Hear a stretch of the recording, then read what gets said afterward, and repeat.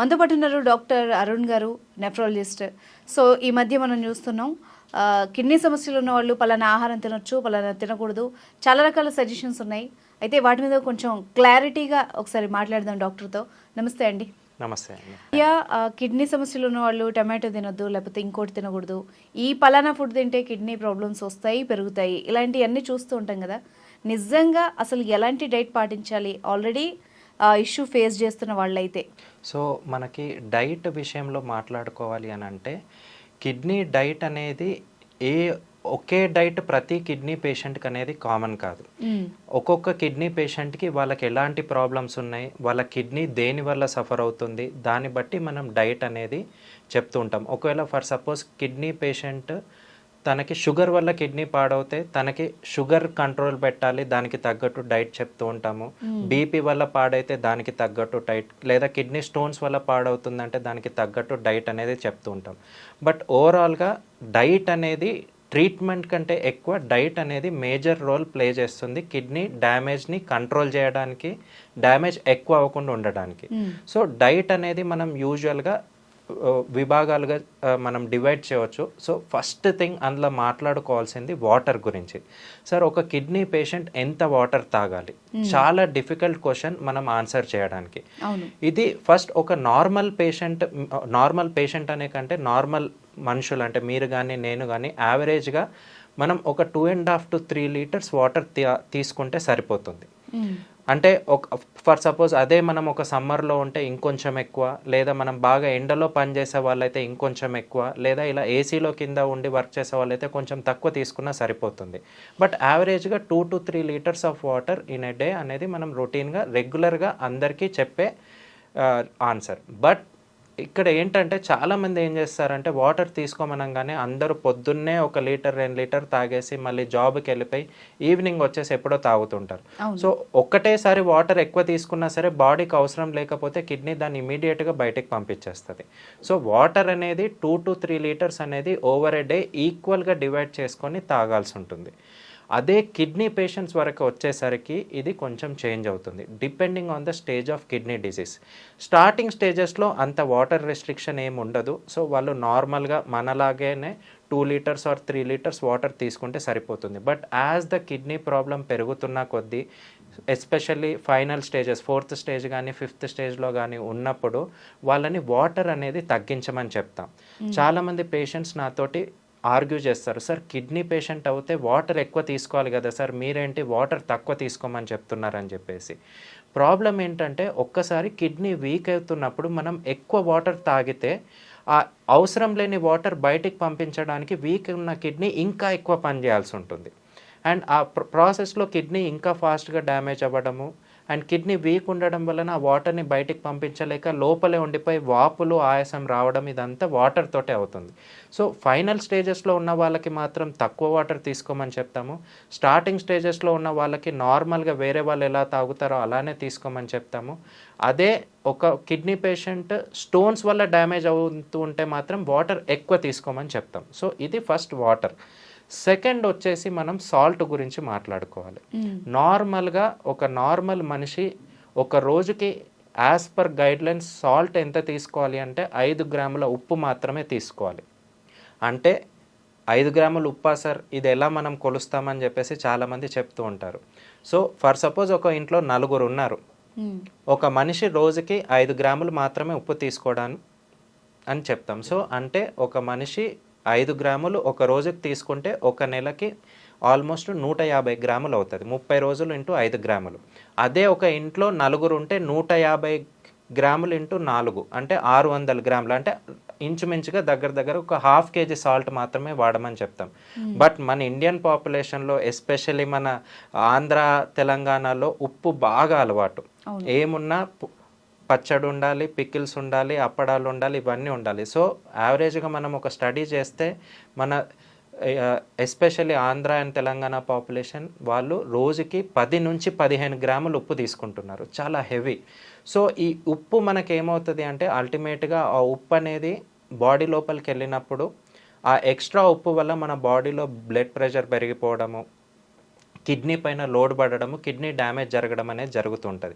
So ఒక normal మనిషి 5 గ్రాములు ఉప్పు తినమని చెప్తే అదే కిడ్నీ ప్రాబ్లం ఉన్న వాళ్ళకి 3 గ్రాములు మాత్రమే తినమని చెప్తాం. సో 3 గ్రాములు అంటే ఒక నెలకి 90 గ్రాములు, అంటే దగ్గరగా హాఫ్ ప్యాకెట్లో హాఫ్లో హాఫ్ అని చెప్తాము. సో ఇలా మనము మెజర్ చేసుకొని సాల్ట్ ఇంటేక్ అనేది చేసుకోవాల్సి ఉంటుంది. Third thing, sir kidney patient protein food తినొచ్చా అని చెప్పేసి అడుగుతారు. అగైన్ మనకి ఒక మనిషి ఒక 60 కేజీలు ఉంటే లెక్క ప్రకారము 1 గ్రామ్ పర్ కేజీ, అంటే 60 కేజీలు ఉంటే 60 గ్రాములు ప్రోటీన్ తీసుకోవాలి. ఇది నార్మల్ మనిషికి. అదే కిడ్నీ పేషెంట్ వరకు వచ్చేసరికి మనం ప్రోటీన్ ఫుడ్ కొంచెం తక్కువ చేసుకోమని చెప్తాం. అంటే 60 కేజీలు ఉంటే 60 గ్రాముల బదులు 40 నుంచి 50 గ్రాములు మాత్రం వరకే తీసుకోమని చెప్తాం. కాకపోతే ఇందులో మనకి గుర్తుంచుకోవాల్సింది ఏంటంటే ప్రోటీన్ కూడా 2 రకాలు, vegetable protein, non vegetable protein. మనకి మేజర్గా కిడ్నీ పైన డ్యామేజ్ జరిగేది నాన్ వెజిటేబుల్ ప్రోటీన్ వల్ల. సో నాన్ వెజ్ ప్రోటీన్ అనేది తగ్గించుకొని వెజ్ ప్రోటీన్ అనేది తీసుకోమని చెప్తాము. నాన్ వెజ్ అంటే అందులో ఎగ్ కానీ, చికెన్ కానీ, ఫిష్ కానీ, మటన్ కానీ అన్నీ ఇంక్లూడ్ అవుతాయి. అలా అని చెప్పేసి నాన్ వెజ్ కంప్లీట్గా మానేయాలంటే కంప్లీట్గా మానొద్దు. కొంచెం ఎంతవరకు అయితే అంతవరకు తగ్గించుకుంటే కిడ్నీ పైన లోడ్ అనేది తగ్గుతుంది. దెన్ ఫోర్త్ థింగ్ ఏంటిది అనంటే చాలామంది అడుగుతారు, సార్ నాకు కిడ్నీ ప్రాబ్లం ఉంది, టొమాటో తినొచ్చా, అవును, పాలకూర తినొచ్చా, ఇవి తింటే కిడ్నీ పాడవుతుంది అంటున్నారు కదా అని అంటే అది కంప్లీట్గా మిత్ అండి, అది కంప్లీట్గా తప్పు. మన ప్రాబ్లం బట్టి మన డైట్ ఉంటుంది. మీరు చాలామంది పేషెంట్స్ అడిగేది పాలకూర తినొచ్చా అనేది. పాలకూరలో మేజర్గా ఆక్సలేట్ అనే పదార్థం ఉంటుంది. సో దానివల్ల మన కిడ్నీలో స్టోన్స్ ఫామ్ అవుతాయి.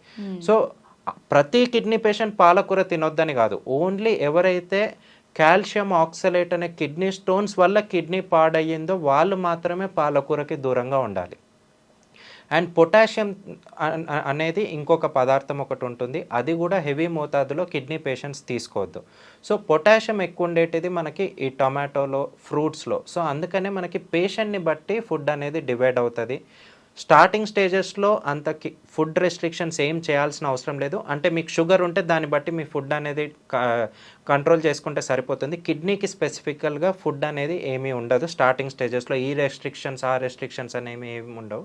బట్ లేటర్ స్టేజెస్కి వెళ్ళేసరికి మాత్రము, ఎస్పెషలీ ఇంకా కిడ్నీ అనేది 80% 90% డ్యామేజ్ అయినప్పుడు మాత్రము నాన్ వెజ్ ప్రోటీన్ అనేది తగ్గించమని చెప్తాము.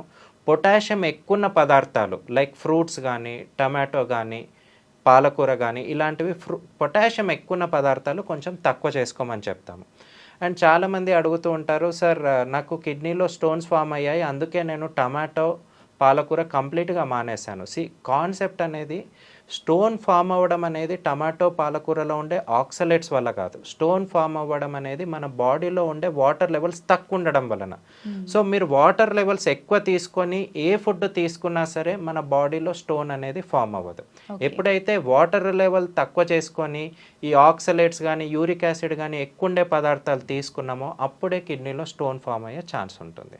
సో అందుకే ప్రతి డైట్ అనేది పేషెంట్ స్పెసిఫిక్, ఎవరెవరి అవసరాలకి తగ్గట్టు వాళ్ళకి ఇంతకుముందు ఏం ప్రాబ్లమ్స్ ఫేస్ చేస్తున్నారు అన్న దాన్ని బట్టి మన ఫుడ్ ఇంటేక్ అనేది డివిజన్ అనేది జరుగుతూ ఉంటుంది.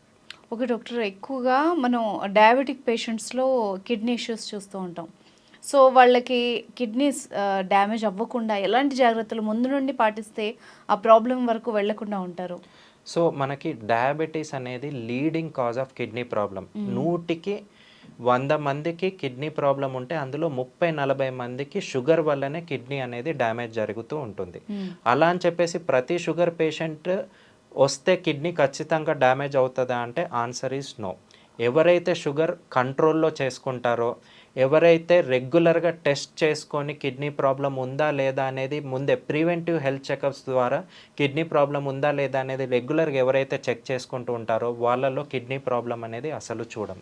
ఎవరైతే షుగర్ కంట్రోల్లో పెట్టుకోరో అండ్ కిడ్నీ ప్రాబ్లం అనేది మనకి సిమ్టమ్స్ ఉండవు కాబట్టి only way to identify is by doing early testing.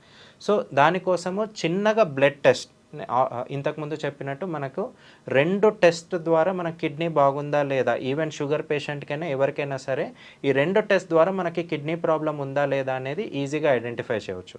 So first thing వచ్చేసి మనము యూరిన్ టెస్ట్, అందులో యూరిన్ ద్వారా ప్రోటీన్ కానీ బ్లడ్ కానీ లీక్ అవుతుందా అని చూసుకోవడము. రెండోది గ్లోమరులర్ ఫిల్ట్రేషన్ రేట్, అంటే సీరం క్రియాటినిన్ అనే బ్లడ్ టెస్ట్ ద్వారా జిఎఫ్ఆర్ అనేది క్యాలిక్యులేట్ చేస్తాము.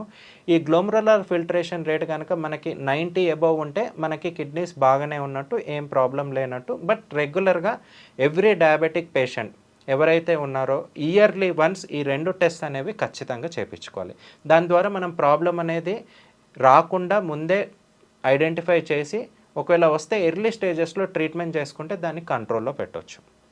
Right, thank you very much doctor.